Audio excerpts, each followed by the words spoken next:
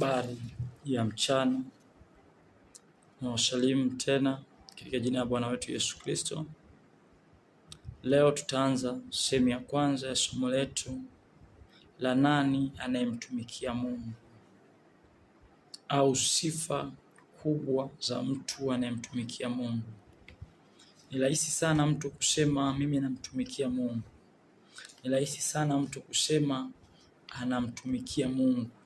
Ila sasa kuna kanuni za kiungu zinazomtambulisha mtu kuwa anamtumikia Mungu. Ni rahisi sana kuhudhuria ibadani, ila sio rahisi kumtumikia Mungu. Na kumtumikia Mungu si swala la mchungaji, si swala la wazee wa kanisa, si swala la viongozi wa kanisa. Ni swala la kila mmoja anayetaka kutembea na Mungu.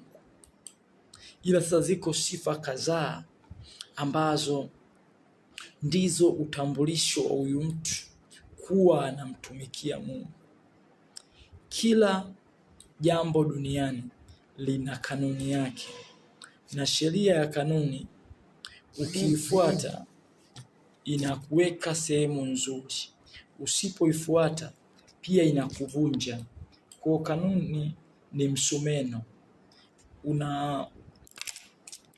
una uwezo wa kukunyosha au ukakuvunja. Sasa mtu anayemtumikia Mungu ni mtu wa aina gani?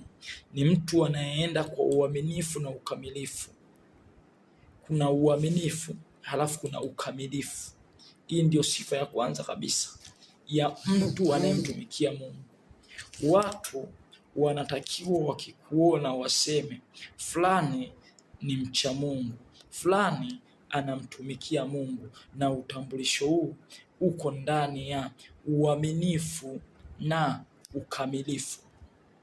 Uaminifu ni silaha namba moja au funguo kubwa zaidi inayoweza kumtambulisha mtu kuwa anamtumikia Mungu. Dunia inafanya kazi na watu waaminifu. Mungu anafanya kazi na watu waaminifu. Ni watu waaminifu peke yake ndio wanaoweza kumtumikia Mungu.